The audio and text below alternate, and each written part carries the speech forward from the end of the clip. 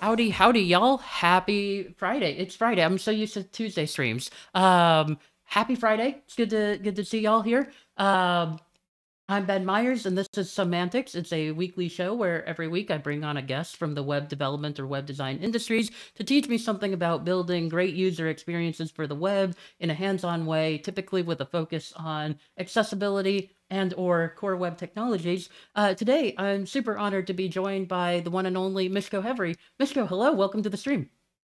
Hi, how's it going? It's a pleasure to be here.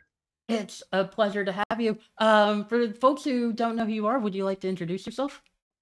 Yeah, so hi, I'm Miško. I work as a CTO at Builder.io. I run the engineering department over there. Builder.io is a site that basically helps engineers and marketing work better together by giving marketing the ability to do visual editing of components, but then the engineers actually retain the full stack behind the scenes. So it's kind of a headless visual CMS system. Maybe sometimes we can talk about that. Anyways, one of the things that we care about for our customers is speed. And we want to make sure that they have the best possible, or rather their users of those sites have the best possible speed. And so for that, we have two technologies we work on. We work on Qwik and we work on Partytown. And so Partytown is a piece of technology that allows you to move your third-party scripts over to web workers. And Qwik is a alternative framework which focuses on resumability, which is kind of what we're going to talk about here today, that focuses on resumability, and it's all about how to make your application start up as fast as possible. Okay, so why, in your mind, why is focusing on performance important? Yeah. Yeah, so that's a good question. So there are a lot of the thing we noticed is that if you look at top 50 e-commerce websites, and you look at the performance numbers, and of course you can say like, well, what exactly is the performance? So Google works on this thing called Google PageSpeed Score, where they collect performance metrics from your website, and then they'll tell you about how your website performs. And so we can actually show that if I'm sharing my screen. We can go to PageSpeed, and then we're going to type in, for example, our URL. And one of the things you guys will notice is that our website, passes Core Web Vitals. So these are actually data collected from the actual websites, and then on the bottom over here, it's going to show up kind of a test data from the lab, and Google can score this site. So this is our site at 94, and so this is all great. Like this is amazing performance. But if you go to some other site, and let's maybe go to Walmart.com. Oops, if I could type. I think that's Walmart with one L. Is it? All right, hold on, come on. Make me. There we go. There we go. There we go. And so you can see that they actually failed. And then you can see the different metrics that Google keeps track of. And they're talking about the largest contentful paint and all these things. Anyways, one of them is interaction, etc. And you can see that these times are actually pretty slowish, 3 seconds and so on. And this is even worse if you're on a mobile device. And so, yeah, and then of course you get a score of 46. And if you look at all across the industry, what you're going to see is that actually nobody is in the green. Very, very few companies are in the yellow. Like if you do this for Amazon, you will see that they're in the yellow. And most other e-commerce companies are in red. And so all of these companies, right, use technologies like Angular, Angular, React, Vue, and whatever other flavors you happen to have of the system. And I'm going to argue that all of these frameworks they're kind of the same in terms of how they work. Like you get to choose different DX, right? You get to choose like, do you like your templates inside of a string, or do you like them inside of a JSX or so on? But fundamentally, they work the same way. And they all have this particular thing that we call hydration, right? Which is that when you navigate to a page, in order to make the page interactive, the framework has to attach listeners to the UI so that if you click on something, something can happen. And this attaching of the UI is kind of where the problem is, because if you try to attach a UI, attach a listener, you have to figure out, well, where is the piece of code that should run when I click on this thing? And figuring out this thing of where the piece of code lives is the hard part. And this is what we call hydration. And the way the frameworks do that is they download the whole application really twice. Once as HTML, like when you do initial server-side rendering, and then again as JavaScript. And then they execute the JavaScript in order to figure out where the listeners are. And this execution of the JavaScript is what takes a huge amount of time. Yeah, and you mean like in the case of like the React world, for instance, right? Like you could start with like the HTML that's all of your pre-rendered stuff, right? But then React runs, you run your entire React app so that React can build its like virtual DOM to be able to control the client side, and it recreates the DOM that you already have, but doing a lot of work to do so. Yeah, so let me show you this in kind of in a practical term. So here's our homepage for the builder.io. And let me open it up again, but this time in React. So this is the same exact page as the previous page. This one is running Next.js and React. And I'm going to do the same exact thing. I'm going to run performance numbers. And then we can compare them and to see what exactly is happening. And so give this a second. Maybe this one is already up. No, they're still both chugging along. Okay. Maybe I made a mistake by trying to get both of them to process this thing at the same time. Oh, this one's already up. This one is still not up. Okay, I think it got stuck. Let me see if I can refresh it. Yeah, this tab is dead. All right, I killed the browser. Let's try this again. Here, go to performance, refresh, collects the data. There we go. That seems to be going. All right, hopefully this loads. There we go. Now we have it. Okay, so we have the same exact site, really once done as React Next.js application, the other time done using Qwik. And so the thing I want to point out is, look at this yellow stuff over here, right? This yellow stuff here, and also all of this work that's happening in here. This is hydration, right? This is the where the system is trying to figure out how to hydrate. And not only that, if you look at this, this seems like it's going to take about a second. So the whole thing takes about a second to kind of process. And where do I get this? I think it's right here. Here we go. And why don't I see it here? This should show the amount of JavaScript in here. I'm not sure why it's not showing. That's really interesting. Usually it shows the amount of JavaScript. Anyways, the amount of JavaScript here is about 800 milliseconds. So almost a second of time is just executing JavaScript. And then if you compare this to Qwik, you'll see that like all the yellow stuff is kind of gone. Yeah. And if you look at the execution time in here, again, you see that it's almost all gone. And if we go look at the amount of JavaScript, in this particular case, we have like 50 milliseconds worth of JavaScript in here. I'm not sure why the other one is not showing up here. It's usually around 800. And so this is kind of the big difference between the existing frameworks, which have hydration that require you to execute all this code at the very, very beginning, and Qwik, which doesn't have hydration. So what we have instead is something we call resumability. And this is what makes Qwik kind of unique. And so to best explain resumability, I like to talk about this analogy. And this analogy is like when first I discovered VMware, the virtual machines, my mind was blown. And specifically it was blown because of this specific kind of use case. And that is that, in my host machine, I would boot up, let's say, Linux instead of a virtual machine. And then once I booted up Linux, I would open up a, let's say, a word processor, and I would start typing a letter. And at some point, I would save the virtual machine, right? And for later, it would save it to a file. The thing is, that file I can send to my friend.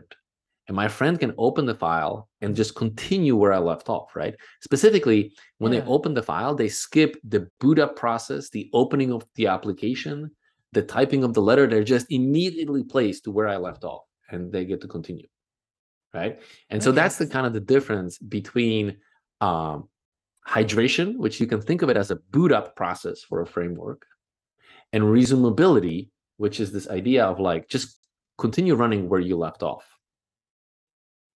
Okay, Gotcha. Okay, and so Mhm. so what does that look like in the context of a website then? Like what like Okay. how yeah.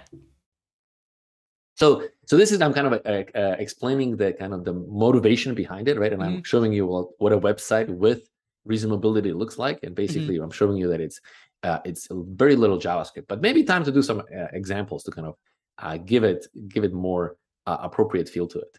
So we have a simple example here called a counter, and you can click hello, and if you click hello, it should print hello world inside of the console right here, right? So every time I click, the hello world shows up here.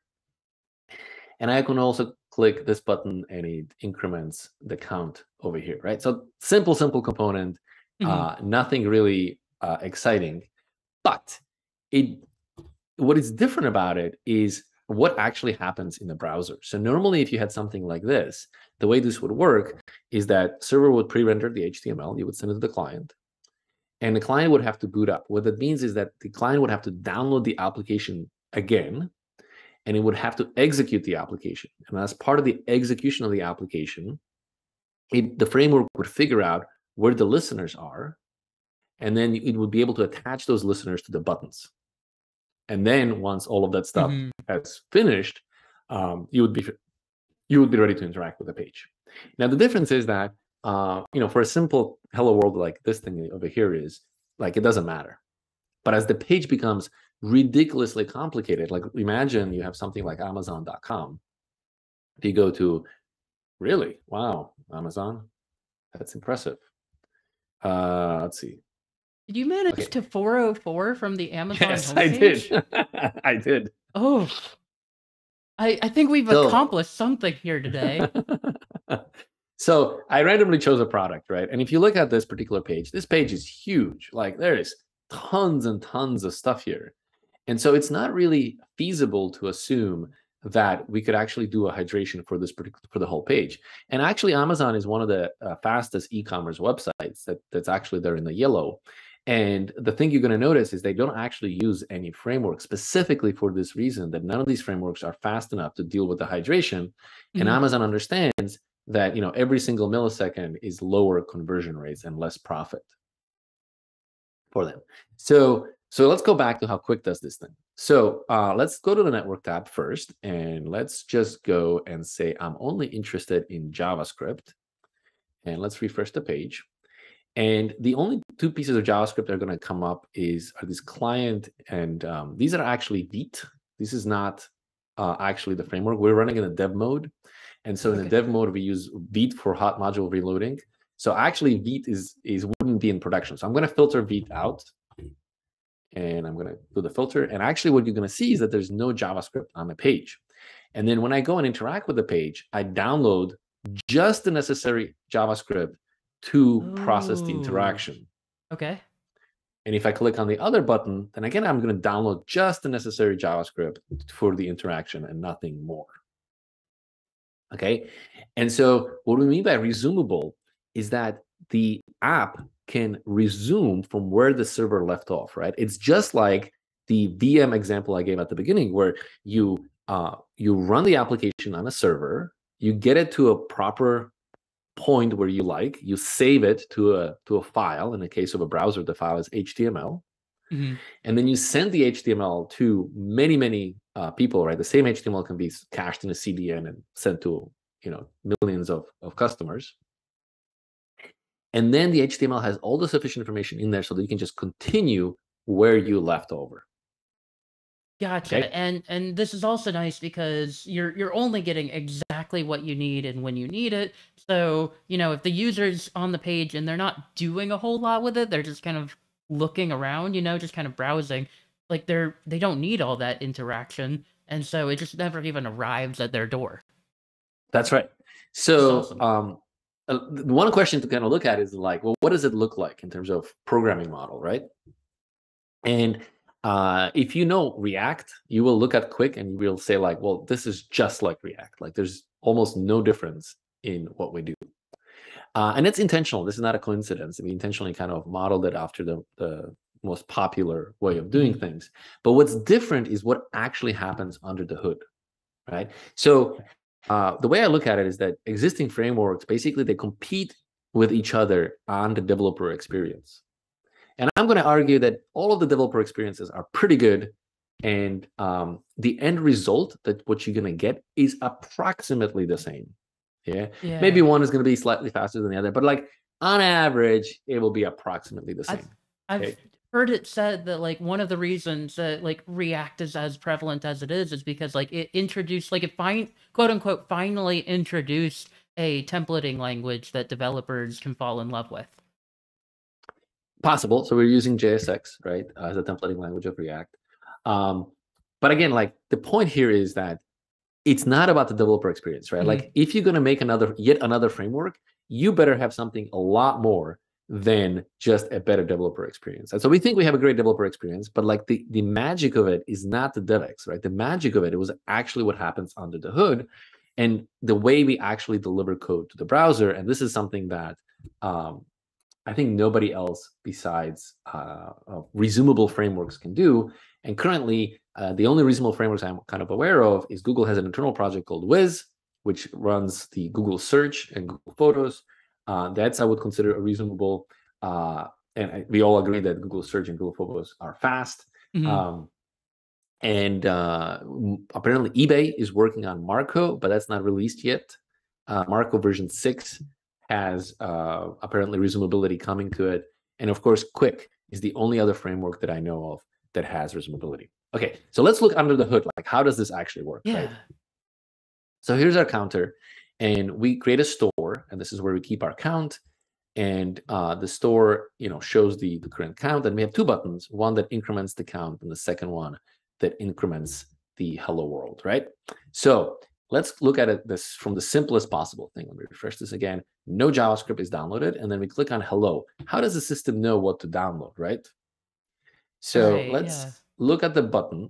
And one of the things we're going to notice is that this button has an on-click URL. And again, this is a dev mode, so this URL is ridiculously long, so that's readable. In production, this would be a short URL. And this URL basically says, what do you download, what piece of code to download, and then what symbol out of that piece of code do you have to pull out and execute, right? And so when we click on this button, it prints out hello world, as you can see over here. And if we go to the network tab, we can see that the only thing we downloaded is the piece of code necessary to get the job done, right? So let's go back to the source code. And what you see, what happened is we pulled out just this function and nothing else. Right. Because that's the only thing that you actually needed. You don't need the component. You don't need the JSX or any of these other pieces. So why send it to the client? Right. Yeah. The markup's already all there. Yeah. Legitimately, all you need is the script. And that's exactly what we do. Right. And so the other way to think about it is like, if you look at the amount of JavaScript that's been downloaded and executed, it should be pretty much always pretty close to 100%. Right. You shouldn't be downloading things that you don't actually need right now. Okay. So we kind of showed you that one of the things is we serialize the behavior of the application, right? So the click listeners got serialized into the HTML. Now, in order to make this work, we have this polyfill called Qwik Loader. So Qwik Loader, again, it's in the dev mode, so it's not minimized. This piece of code is approximately 1 kilobyte in size. And it doesn't matter. It's super tiny. It doesn't matter how big your application gets. This Qwik Loader is always about a kilobyte. And it executes in like under 10 milliseconds. Awesome. Even on mobile. So it's super, super cheap. It is so tiny that we don't actually put it in a separate file. We actually inline it directly into the HTML so that the browser doesn't have to make another request. That's awesome. Yeah. Okay. And so when that button led to you firing the request for specifically the JavaScript you need, did you memoize the results of that? Like, is it going to make a bunch of spurious like refetches if you keep clicking that button? Or is it just now I've got the JavaScript I need and I don't need to change anything? Yeah, so actually, let's get to a real site. In production, this is a real site. What actually happens, let's see, network tab. Okay, so if I refresh this page, right here, Qwik hash, and I think we have to do all. What happens in production is that all of these JavaScripts get prefetched eagerly. And then when I actually go and interact with the button, what you see is that all of the code is from prefetch cache. Oh, okay. And so in production, we actually figure all these things out and make sure that you're just ready to go without a bunch of extra work. So it's instantaneous. Yeah. Okay, so let's kind of go ahead. You have more questions? Otherwise, I'm going to like dive deeper into kind of the magic of it. So what's happening here is that every time you see a $, this tells the optimizer that I want to lazy load that piece of code. Okay. Right. And so every time you see a $, this is really lazy loaded. So this is lazy loaded, this is lazy loaded, and this is lazy loaded. So this is a way for breaking up the source code into pieces. Now, the $, is part of the API. So it's not like you can forget to put it, right? Because if you don't put it in, the TypeScript is going to yell at you, say like, this is not a valid piece of code, right? Yeah. So this is all, and also over here, if you can see like, oh no, you have to place it in there. And so this thing was easy because when we grabbed this piece of code, what we essentially did is something like export who equals this, right? And export const. So there's this piece of code called optimizer that can rearrange the source code. And so it can basically do this piece of code here. Now, what is, this is simple because this piece of code is kind of self-contained. But let me see what happens when we try to do the same exact thing here.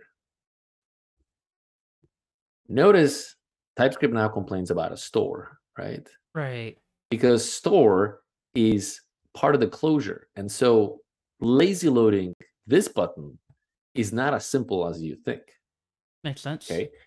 And so what actually happens when we click on this button here, let's go to the network tab, we first have to lazy load the store.count.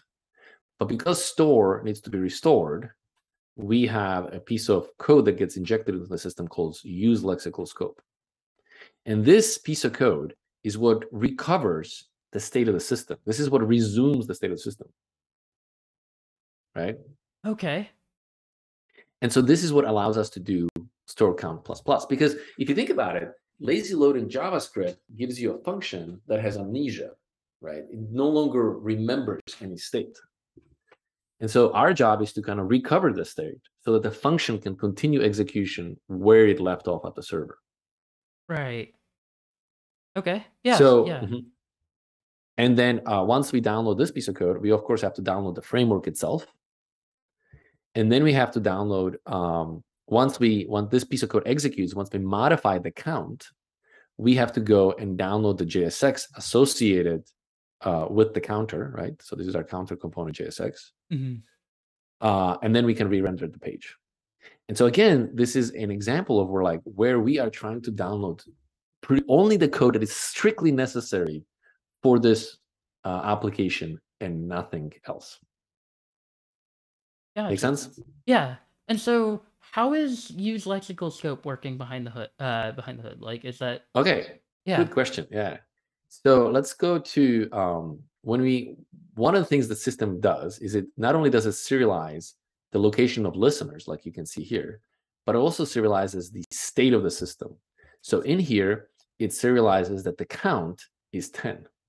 Okay. Right? So when I click this button, this script tag gets consumed. Watch. So if I click, the script tag is gone. Right. So the Qwik loader loaded the piece, the code, loaded this code right here. This code called use lexical scope, which consumed the script tag. And now the store is in the JavaScript's local memory, and so it doesn't need it in the script tag anymore. Okay. That's right. And then the store is actually a proxy. And so when you modify the count, the proxy, let's see, where we go here. The proxy is right here, the count. And so it says, oh, if you modify the count, then you need to go and invalidate component 0. And component 0 is right here. Oh, that's so good. So Oh, that's so now the good. system knows that only this particular component is invalidated. Now, but the beauty here is, as a developer, right, you don't have to think about any of this stuff. Mhm. It just, this is the way the system works. So let me show you something more interesting. Let's say we create a component. Let's see if I know how to use this. Okay, this is way too much stuff generated. Okay, let's do it the simple way. Export const, let's call it display Sure. component. And so in here, we going to do that. Yep. And let's say, just say render. Let's say span. Oops, span. Start. Oops. No. Start. Store dot count. Okay. So here we're going to get props, right?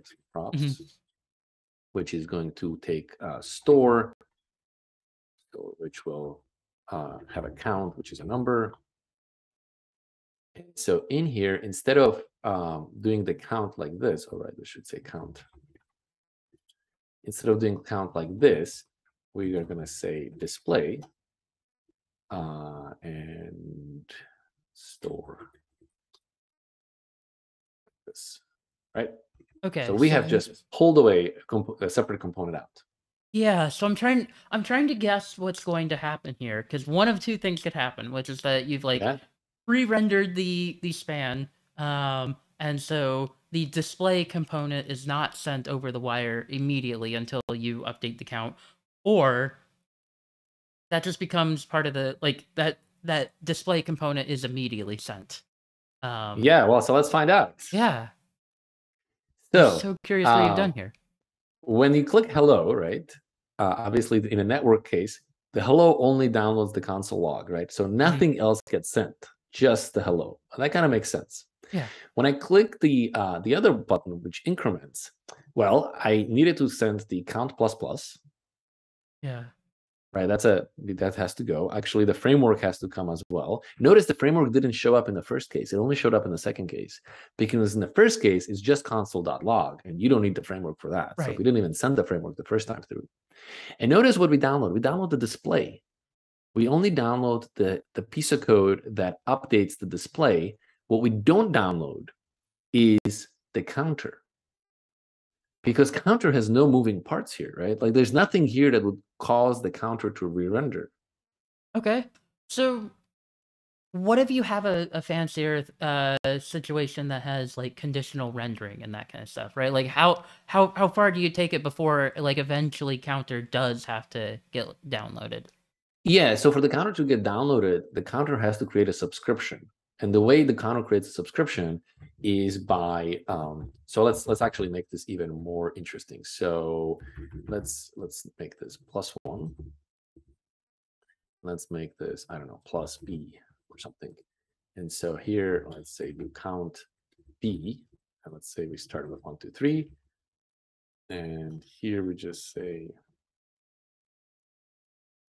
store at count B. That, right? So now we have our count 10 and count B. So if I click hello, the only thing I should download is the hello itself, right? Right. No framework, nothing else. If I click +1, then I should download the piece of code that increments the count 1, and then I need to re-render the component and nothing else. Mm-hmm.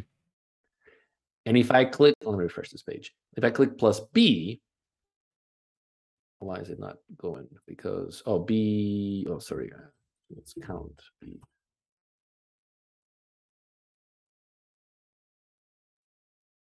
Why is it not updating? What am I doing from here? Button count B.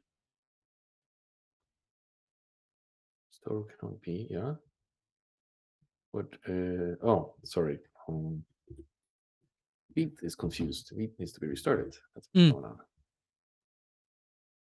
There we go. Okay, so now if I click on B, the count B has to get downloaded. The framework has to be downloaded, and in this case, the component has to be downloaded, right? Because that's the counter component. But what didn't download is the display component, right? Display component doesn't download here. In order for me to get the display component, I would have to do +1, and then it downloads the behavior of the other handler, and then it downloads the display component. So in each case, the system does the exact bare minimum necessary to get the job done and nothing else. That's so cool. That's awesome. I love that. That's really neat.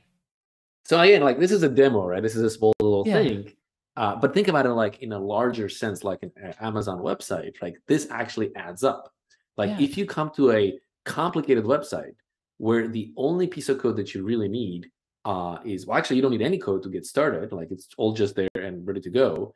And then only as you interact with the page, you only download the pieces of code that are necessary. So for example, let's say you're on Amazon website and you hit like add to shopping cart, right? The only code that you really need is the listener for add to shopping cart, whatever that listener is. And then you're probably going to go and modify some state that causes the shopping cart to invalidate. And so you're probably going to have to download the shopping cart as well. What you don't need to download is the product card, because you didn't change the way the product looks. You don't need to download any menu systems, any comments, feedback forms, or anything like that, right? None of those things really need to be downloaded, because that's not what you did as an interaction. Gotcha. And so the goal we're looking for here is, actually, let's see if I can go to console. No, not that's, I think, elements. Is that you really just want to download the code that you're actually using. How do I get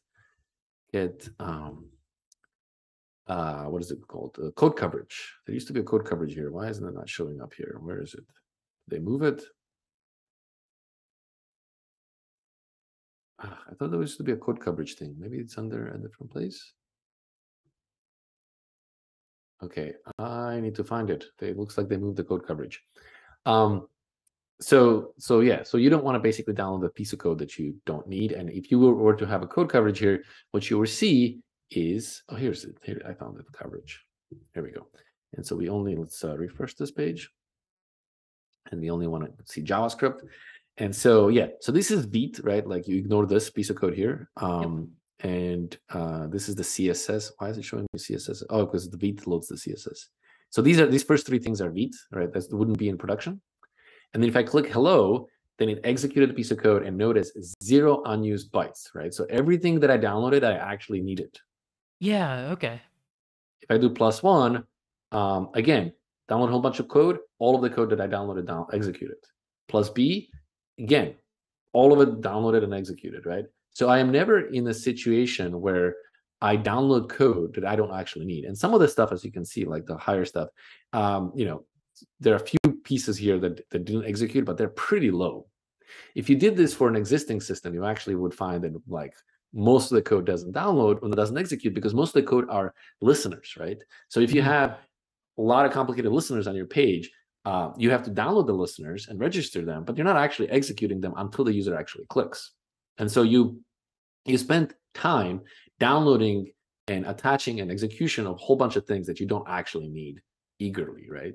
And so this is where this idea of resumability comes from, that we just want to resume where the server left off. Like, we are literally doing the trick that the virtual machine is doing, where we serialize the state of the system into JSX and into HTML in such a way that on the client, we can just continue where we left off. Gotcha. So I can see one case where you would end up with perhaps some unused bytes, which would be like, I mean, you've mentioned listeners, but like, I'm thinking of if you're using any library code and the library potentially has not like tree shaken itself or anything like that. Yeah. I mean, there are many situations where you will have unused code, but like, you can see how this particular approach like tries hard to minimize the amount of code that it has. Okay. Any more questions about the counter? Otherwise, I'll show you a different demo. I think I'm good on this demo. Let's take a look at another. Okay. So this is my favorite one, which is a clock. And so what it is it just shows 2 clocks below the fold that you can see they're updating every second, right? And what I love about it is that if you look at the network tab, let's get rid of this. If you look at the network tab, no JavaScript, because you don't need any. And then when the clock scrolls into position, we download the JavaScript and execute it. Right? Okay. Let me show these to you from a different point of view. If you are inside of the HTML, these are the hands, hour, minute, and second hands. And notice that they're not updating. They're just stuck at 10, 20, and 30 degrees. Okay, yeah. And then when I scroll the first one into position, notice how it flashed and it started updating itself every second.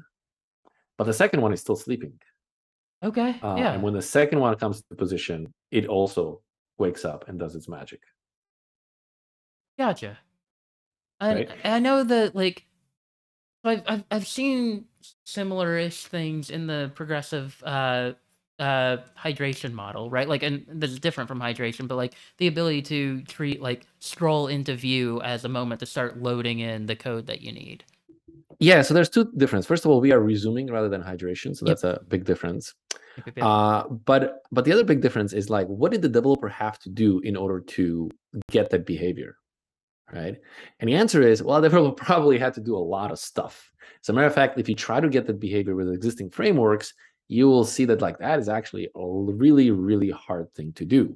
And what I want to show you is that what does the code look like in Qwik, and convince you that actually the developer had to do nothing special in the Qwik world. So in the Qwik world, we have our root component called clock app, and the whole purpose of this component is to just render the line items so that we have below the fold. The clocks are below the fold, right? So this component is static; it will never re-render. So this component never gets sent to the client. Then we have our clock twice, right? And so let's look at how you define a clock. You say, I need some styles. Oh, that's, by the way, interesting, right? When you lazy load a component and the component has styles, we don't want to download the styles because the component was already rendered at the server. And because the server rendered it, it already including the styles. And so whether or not the styles have to be loaded really depends on like, is this the first time that you're putting the component up? Or is it was it already on the page because the server pre-rendered it, right? Yeah. And so notice again the $ that basically says, this may or may not download depending on the situation. Okay. You create your store, which is your angles for the analog clock. And then, you have your basic JSX that renders the clock in here. The magical bit is right here. So if you're familiar with React, you would have something called use effect. So Qwik is a little different because we have the server and the client side. We actually have the word client in there. So here you're saying use client effect. And notice again, there's a $ in here. And the $ says that this is lazy loaded over here, right? Yeah. Now, every framework has to be like, great, so I have a client effect. At which point do I execute the client effect? And the answer to that is like, well, in most frameworks, the answer is easy. You do it on hydration. But Qwik doesn't have hydration. So like, at which point do I actually execute this? Right. And so you could say like, well, maybe when DOM content ready is fired, that's one way of looking at it, right? And the other way of looking at it is like, well, just do it when the component is visible. Because if it's not visible, then why are you doing this, presumably? Right? And that's actually the default behavior of use client effect is that because there's no hydration, use client effect needs some event to tie itself to. And the only obvious choices are either do it eagerly on DOM content ready or do it lazily on visibility. And because Qwik really tries hard to be as lazy as possible, our default is actually visibility. You can override it by giving an extra argument to this function. But the default behavior is it in here. And so if you look at it, let me refresh this again. If you look at this thing, what you're going to see is that there is a special event here called onQVisible, right? Just like we had onClick, there's an onQVisible. And actually, I can edit this, and I can actually modify this and say onClick. And when I do that, when the component scrolls into view, it doesn't wake up because I've changed the rules for it, right? But now if I click on it, it wakes up and starts doing its work.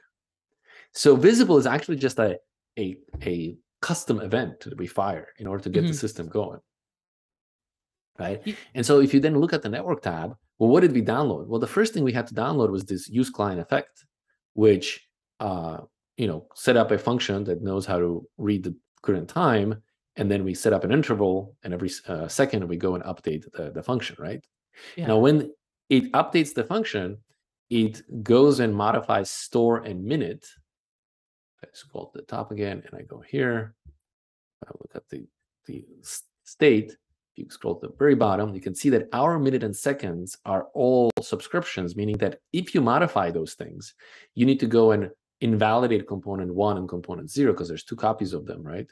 Mm-hmm. And that's your component 0 and component 1, right? So that's how the system knows to do that. So when this scrolls to position, executing this piece of code modifies the second, minute, and hour, which then tells the system, you need to go download the clock and then re-render the JSX associated with it. Gotcha. But again, like clock app didn't get downloaded, right? Like there's actually 2 components in this demo.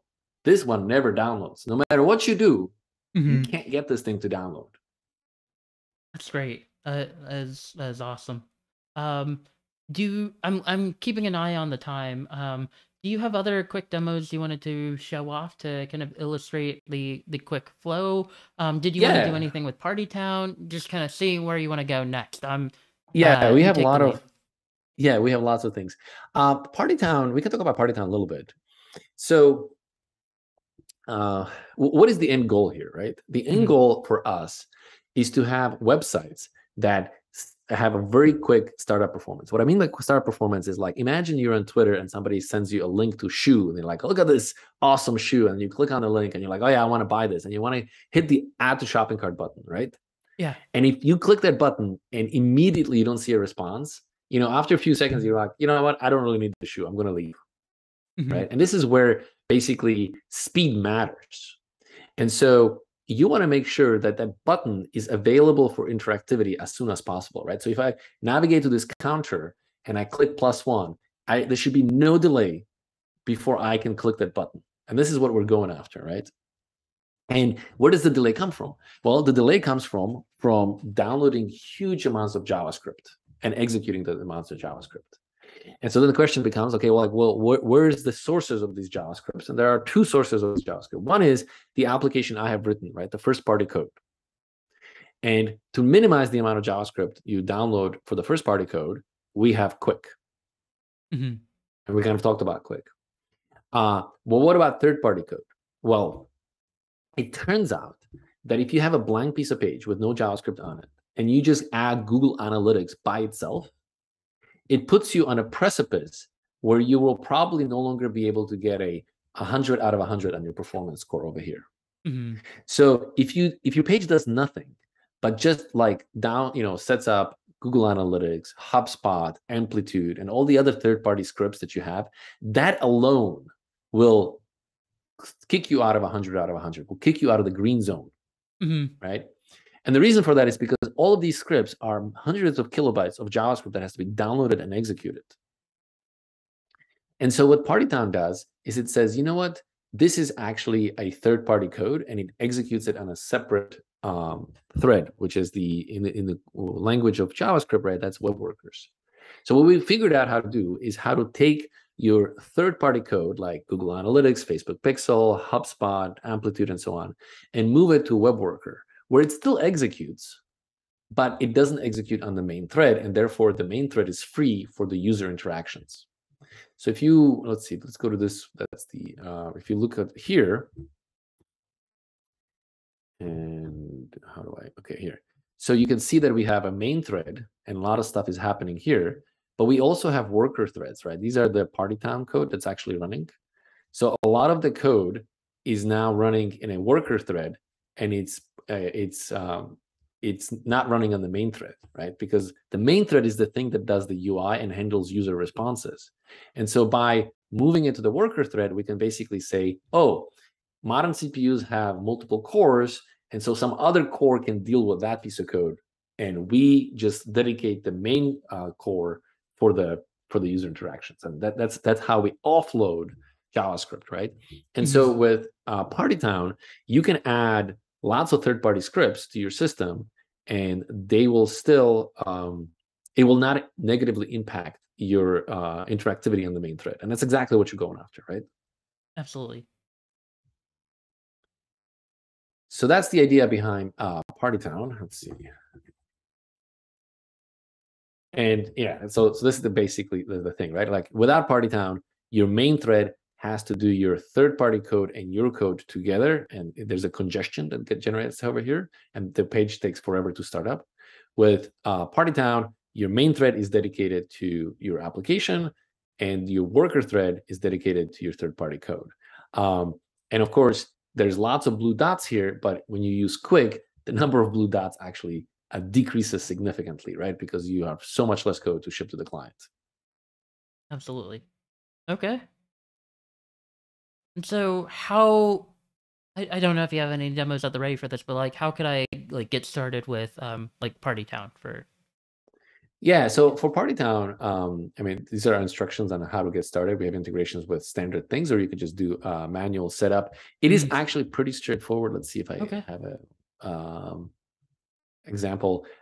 You add a basically Partytown script to your head, and then every time you have a piece of script that you don't want to run on the main thread, you just Oh add my the gosh. type text Partytown to it, and that script now runs on a separate thread. Okay. I you know, I thought it was going to be so much trickier than that. Okay. No, it's pretty straightforward. And would that work if you had done script source equals if you were pulling in like that Yes, third-party script from a CDN? yes, all that works. So what the type text Partytown does is basically browser looks at it as like, I don't recognize this type. I'm not going to do anything with it, and it leaves it as is. And then Partytime goes afterwards and be like, okay, I know how to find this script, and I see what the URL is, and I'm going to then load it in a web worker, and I'm going to set up a web worker for you and all this other stuff. So Partytown kind of does this all automatically behind the scenes for you, so you don't have to think about it. Okay. Wow, that is far less setup than I thought it was gonna be. I was like, we gotta plan like the next 20 minutes for the other tool in the name of the stream. Uh, and no, No, that's incredible. That's Partytown is a pretty much a no-brainer. Like there is if you can get it working, and there are constraints because we have to emulate basically the DOM in the web worker. And the emulation is kind of where the tricky part comes in. And so there might still be kind of bugs and surprises in there. But once it works, like it's a no-brainer because it like offloads so much work. People told us that by integrating Partytown, they improved like 60 or 40 or 60 points on yeah. Google PageSpeed score just by doing this and nothing else. So recently I went through a journey of fixing the performance metric on my own blog. Um, Hmm. because like I was sending over, static HTML, not sending over a framework, and somehow I was ending up with a 40 for my performance score on Lighthouse. Yep. Which it seemed like just shouldn't have been possible. And like one of like by far one of the biggest offenders was I had a single YouTube embed on my homepage. Yep. Like Yes. truly third-party scripts are the death of web performance. Yes, they are. So actually, let me show you. So we have Twitter. Where is Twitter? Isn't it Twitter? I thought there was Twitter in here. Oh yeah, here's the Twitter stuff, right? Mhm. These Twitter things are also third party, and they are extremely expensive. Like they keep the Yeah. CPU going like crazy, and so it negatively impacts your performance. And so we actually do an interesting trick. If you navigate to a page, and let's inspect it, and then let's zoom out. Notice that half of the page is missing below the fold.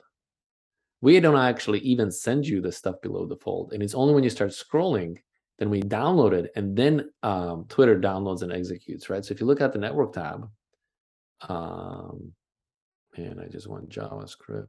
Here we go. Do have to wonder about the accessibility ramifications of that, though. If there's like headings and stuff that screen reader users are expecting to navigate by. That's an excellent question. I'm not an expert on this particular case, so I don't Sure. know. But it is the point here is not that we basically give you tools, right? Existing frameworks can't really do this trick because of hydration. They really need to rebuild the whole thing. Because Qwik is kind of DOM centric, it can easily do this particular trick. And on scroll we kind of download, and then you see all this huge amount of JavaScript, which is all from Twitter. Go and execute. Now the way we actually do that is, I think it's worth kind of talking about it for a second, is we have this this concept of a container. And there's a top level container, which actually comes as an edge function. And inside of it is actually this container in here. Let's see where it is. Oh, here it is. And this container, and you can see that this actually is a different version of Qwik. So this one comes from Cloudflare version 33. This one comes from Builder.io. It's actually a newer version. And so there's two different Qwik applications running on a single page. You don't even notice. And then in here, there is our lazy loaded section token. And then when I start scrolling into this section, we insert yet another container. So we actually have three separate Qwik applications running on the page that just kind of got assembled for the user without the user even realizing. And so that's an interesting way to keep the performance of the page high. And then we can do all these tricks without really much of an impact in the way the developer writes the code. And this is really the magical bit, right? The magical bit is not that Qwik has even better developer experience, even though we think we have a very good one. It's the magical bit is what Qwik can do at runtime, right?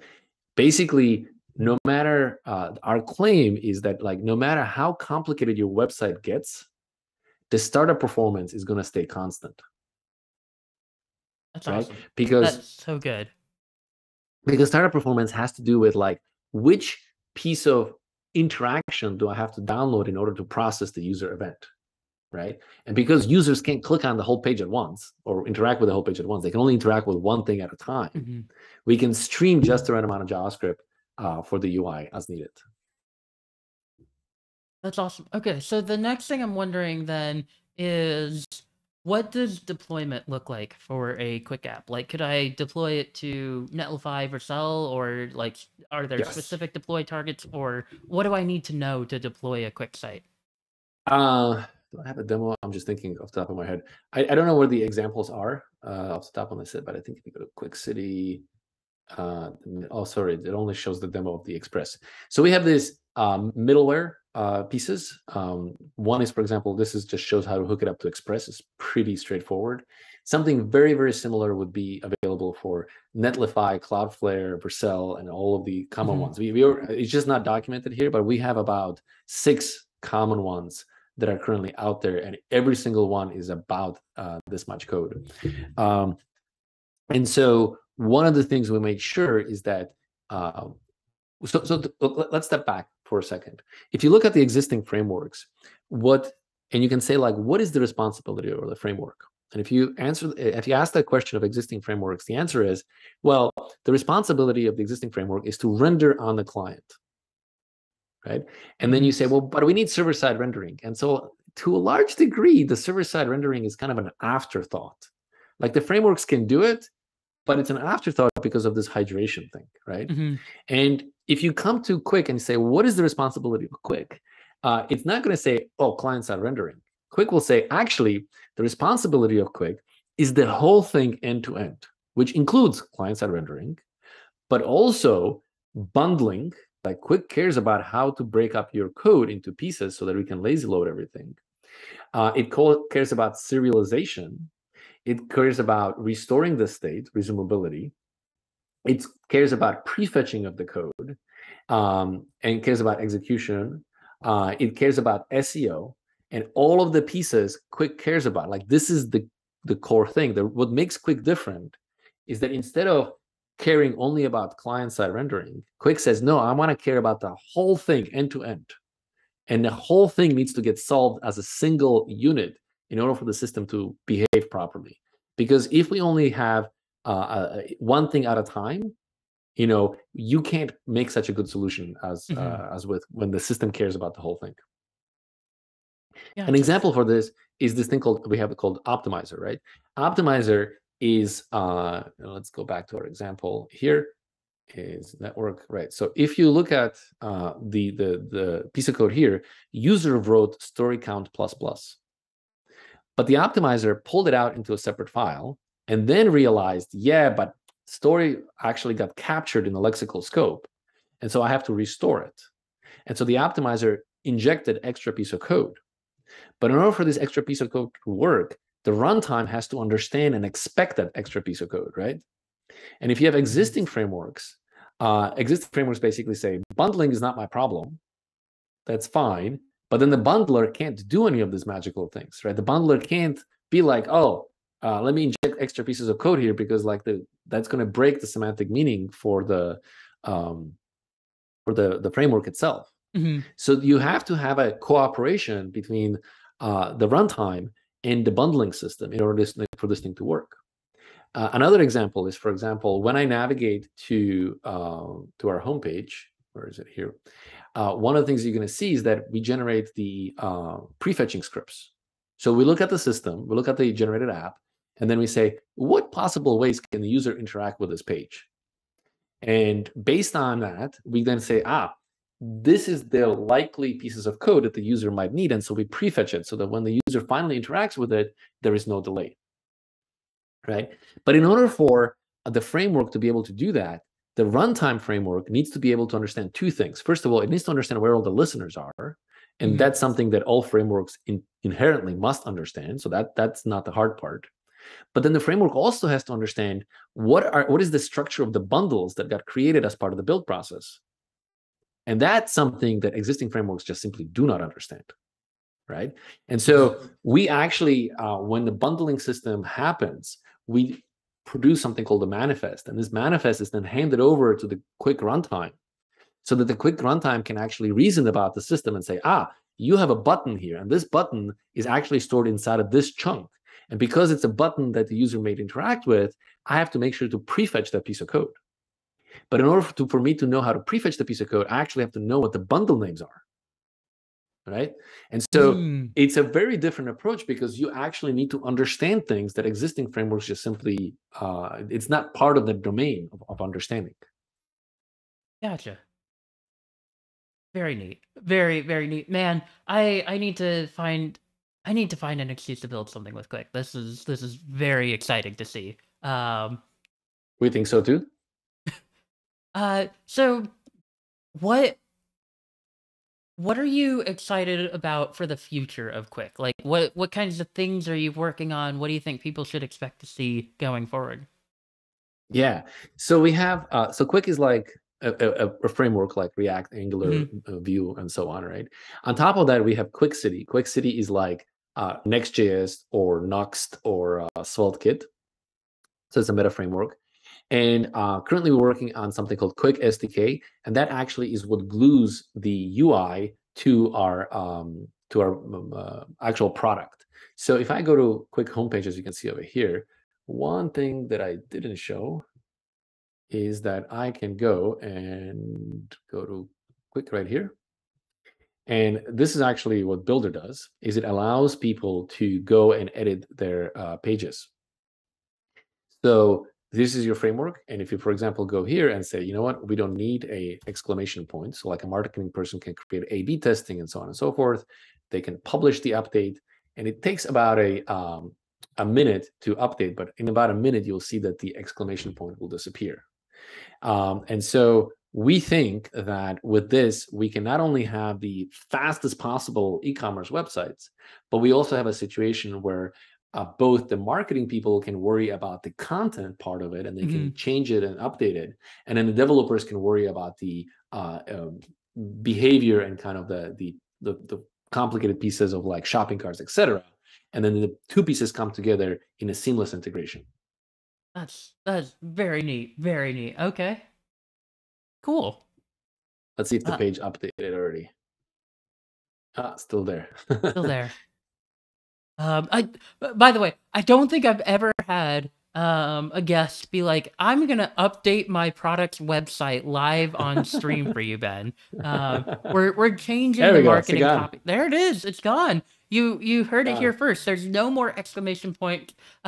We are less excited about reimagining frameworks. Oh, well, in that case, I am gonna put that right back in. So good. And yeah, we've got a comment from Wingmat who says that we changed things on a Friday, no less. We could have caused an out, deploying on Friday. What a risky thing, Miško. Yeah, but so that's kind of what Builder makes super easy, right? And so we have this no-code solution, and with it, we actually have this amazing framework that can do things that I think other frameworks cannot. And so I think my parting words is that I hope that I kind of made it clear how Qwik is different, right? I know Mhm. that we're in a world where like there's gazillion frameworks to choose from, but I'm going to go on a limb here, and I'm going to say that Qwik is actually fundamentally different. It really rethinks the way we build software. And because of that, I feel like in the future, you will see all the new frameworks, I think, will be resumable. I don't think we will continue having the hydration paradigm, because the hydration is the thing that keeps our website slow. Thank you so much for your time, Miško. This has been great. I super appreciate having had you on. I'm so thankful for your time. Chat, stick around. We are going to find someone to raid, but in the meantime, you should know that next Tuesday I've got Josh Goldberg on. Josh has literally written the book on learning TypeScript. So if you're interested in learning TypeScript, that's what we're doing next week, next Tuesday at 2 p.m. Central Time. Miško, thank you again. I'm gonna drop a link to your Twitter. Y'all go follow Miško. Um, but yeah, this has Thank you. been great, and I guess yeah, we can call it here. See y'all around. Sounds Y'all. good. Bye. Sounds good.